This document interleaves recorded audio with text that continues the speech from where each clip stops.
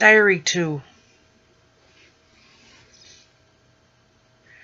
I could go on and say some amazing things. Next stage of the game. Everything just seems to be a game to so many people. Life, everything. It's not a game. This is serious. This is people's lives.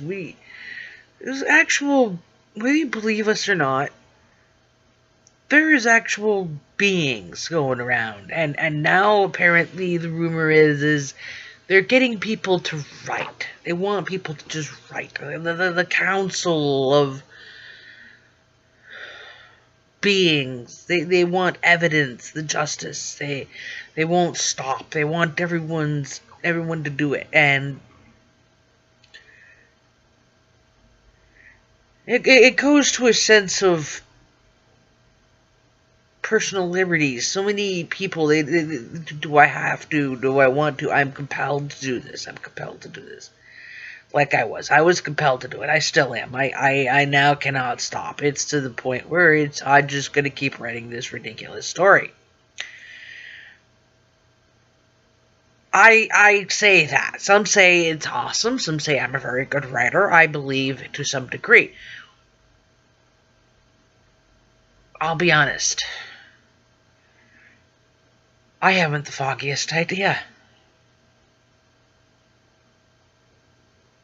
Like in the next stage of the game, I have not the foggiest idea who I am. A majority of the time, the stuff that comes out just comes out. Sometimes I can be one person or another. Some say it's multiple personality, dissociative identity disorder, schizophrenia. I've never been diagnosed with anything. I'm not even in therapy no more for anxieties. And that's part of how that came about, because some mental institutions, it can seem like torture, especially when you really don't have anything wrong. Like I did. I honestly believe now, when I look back, I did not actually have a mental disorder besides maybe depression. But because so many people said there was something wrong. You're screwy. You got this. You've got that. How could you be saying these odd things? You're not normal. You're not like me. You're not like the average. You're this and that, and labels upon labels, and you don't fit into a box. There's no real personal freedoms there, especially when you're labeled as crazy. And there isn't a single piece of paper in this world that says I am crazy. And there's so many other people that will even agree, including especially the professionals. And the worst part was, for years they were giving me medication that my system didn't need. And that's part of what happened with all the others that haven't gotten published, that are just sitting there. How can you do that to someone? That baffles me. To take someone's personal freedom away, you're crazy. We're locking you up. You're not. You're sitting there saying about a dream you had, or odd things happening around you. For example, I've heard people telling me other people have witnessed TVs come on and off, light sockets burn up, text messages, blatant threats on a text message, people's lives literally in danger. I've experienced some of that to some degree. Odd text messages from out of nowhere. Nobody will admit to them, even though they're attached to an actual person. No one will admit to it. I didn't say this. I didn't say that. I didn't send that email. I didn't post that on Facebook. What's going on? they can't find a source to all that kind of stuff. Now, if there isn't an actual person in this world driving us nuts, which in some respects I think there is, but to some degree, there's got to be something else that they're missing. But you don't do that kind of stuff to somebody from the time they're a child. You take away their the id and the ego balance. People have said you have to get rid of your ego. I didn't have an ego. If you want to kill yourself and you feel like a worthless piece of shit, you don't have much of an ego going there. Granted, in a sense, it is a selfish act. But that's not egomaniac. Narcissistic. That's, I hate myself so bad, I haven't the foggiest idea how to live. In and out of a dream world. For example, when I was a kid, they assumed I was autistic. Hypersensitive to the point where your mind runs. Flees. You disassociate to some degree. Well, that's not a reason to lock someone up in a mental institution. I mean, how many thousands of, if not more, I don't know the exact number of people that have been locked up for being mad, and when they actually weren't. You can't ignore the ghostly things, the spiritual things. They do exist. If you're going to believe in God, then you can believe in ghosts. You can believe in, if you can believe in the magic of God, you can believe in the magic of the others. Referring to the others, before Jesus came about, there were other gods.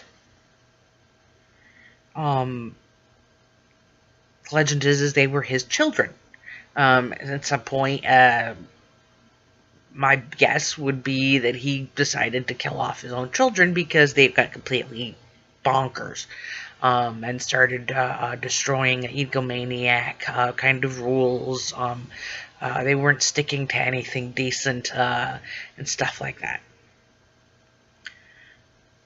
There was one to begin with, yeah, there was one parent, technically, I don't buy that because it was just one, but okay, whatever.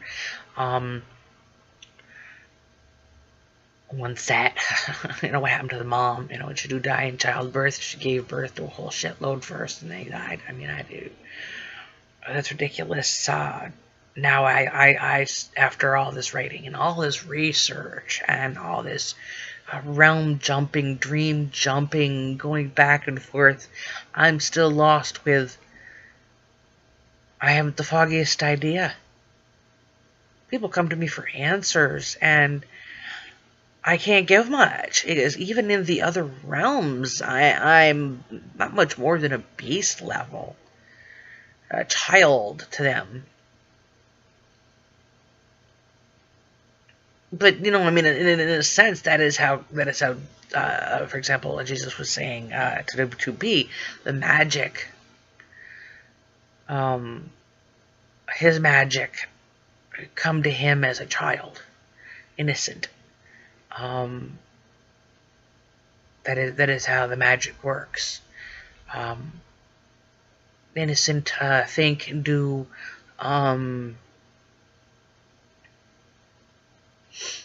feel the sensations, the level of the intensities of emotions, and those kinds of things. There was no codes, there was no special rooms or names for anything that we knew of. As far as my mind has ever known in any of the realms, all the people that I've been known, it's supposedly one of the best groups of magicals.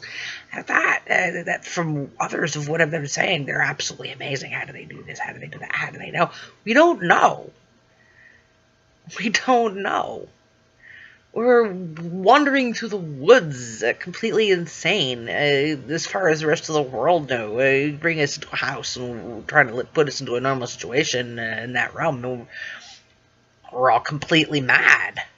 We have the foggiest idea how to do anything.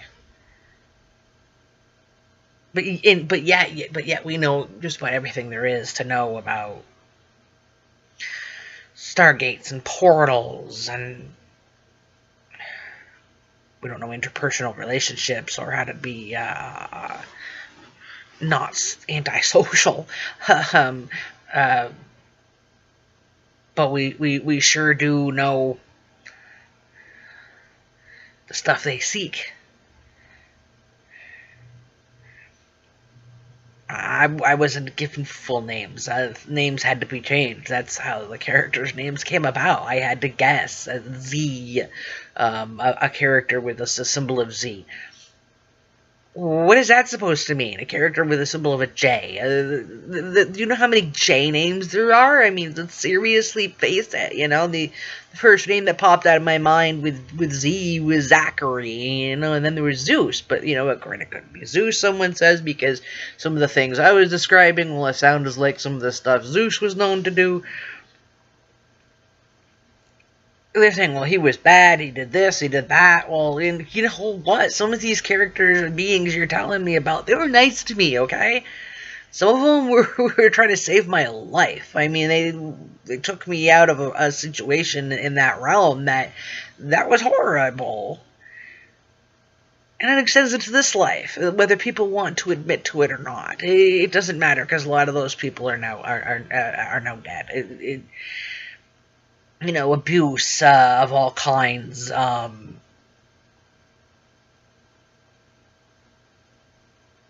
Children being taken.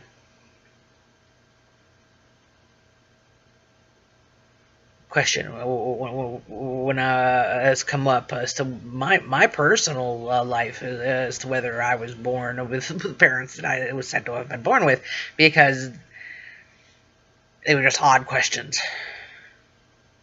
Missing paperwork,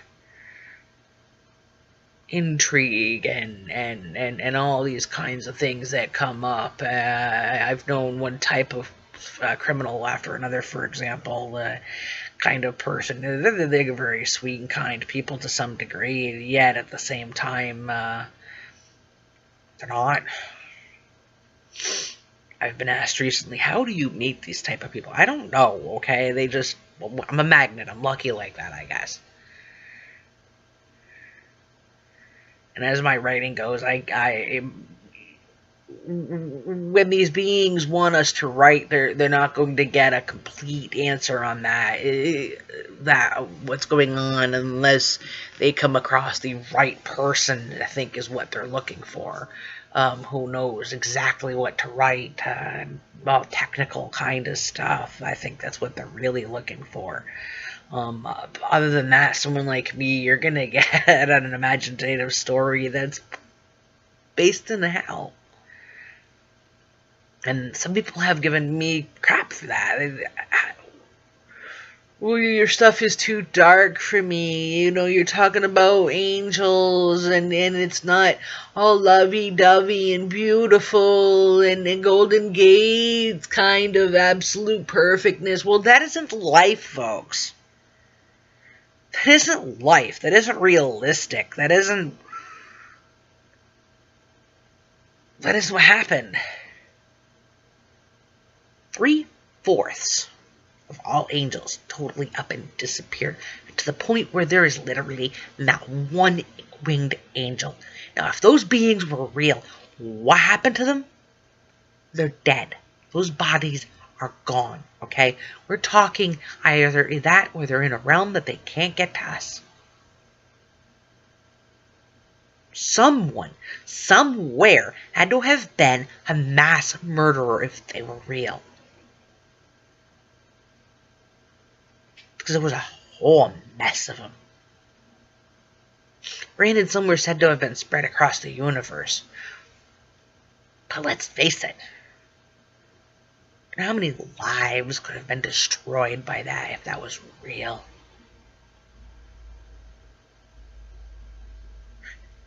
Pandora's box too. They supposedly took a bunch of angry, let's say for example, let's minimize it and say they weren't as evil a demon and this kind of thing. Confused, sick, twisted, did wrong, criminals kind of things, however you want to look at it, or even, you know, the worst demon in the universe kind of person, whatever. You reduce them from the flesh we were now. The magic that had to have been used was absolutely tremendous, and then they were reduced body and soul to a speck or less. Put in a box. Their minds and souls intact in this thing. That is disgusting, first of all, because I've actually dreamt, and that's disgusting. Anyone that's had night terrors and night paralysis knows that some of these things that can happen to you in a nightmare really feel real when they're vivid. And yes, that's what it boils down to for me. Extremely, very extremely vivid, lucid dreams where you're paralyzed in bed and you can see, hear, feel, smell as if you're in that realm, and there isn't a thing you can do about it. And if they're torturing you, raping you, or if they're doing it to someone else, or you see a demon coming after you, there isn't much you can do. And that's part of how that translated. You're part of your soul. Since I was a child, this has been happening nightmare upon nightmare upon nightmare upon nightmare since I was a kid. I started having nightmares when I was a toddler, practically. I always wanted to know what happened in my life. Because sometimes dreams, they pull in the reality of what's going in your life into, even if that's what's really happening in my stories, into the dream in symbolic meanings. Why would a toddler or even a 5-year-old child be having superiorly really terrible nightmares? Because someone was abusing me secretly. That person will name nameless. It's kind of an obvious thing, though, if you were to pick apart my story or to actually hear me personally talk. I do have a huge grudge, I'll be honest with you, against certain people. I try not to. These people are dead now, so in a sense I know I can talk about it, but I know there are people who don't believe me and still love these people, so I won't be rude.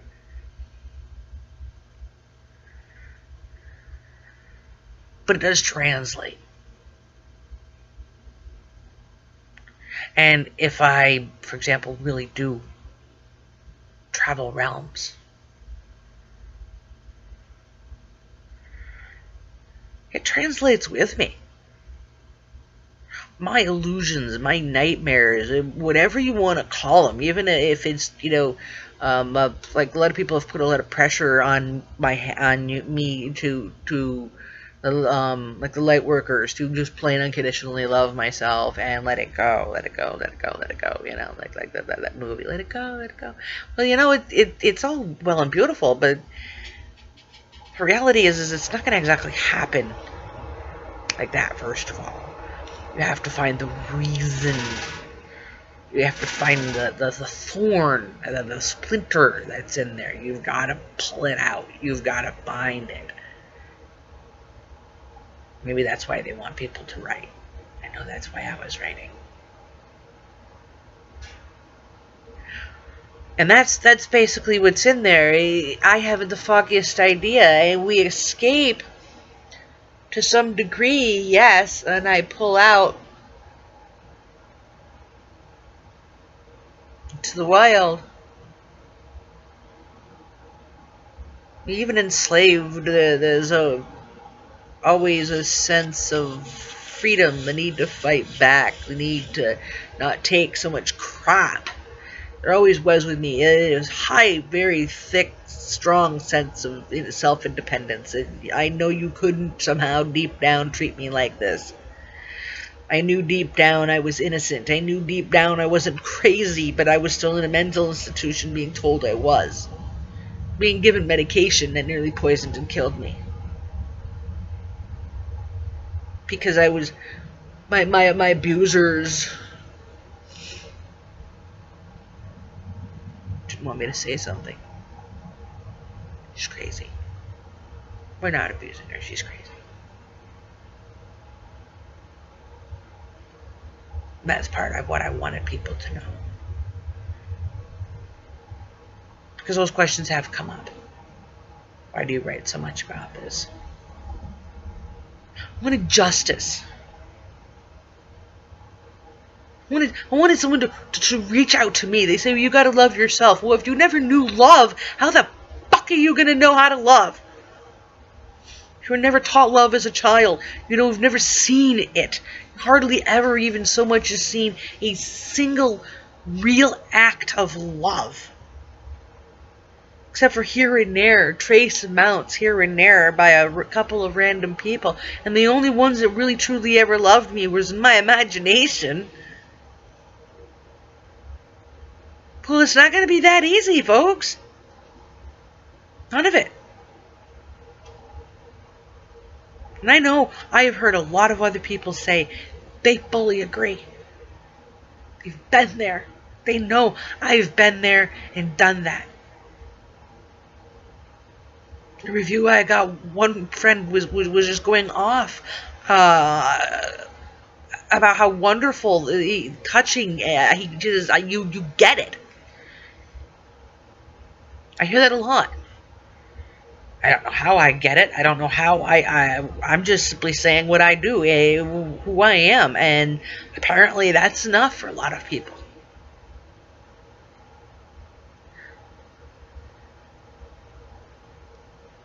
The world needs more people like that. If that's the case, because that's what I'm looking for. That's why I do it.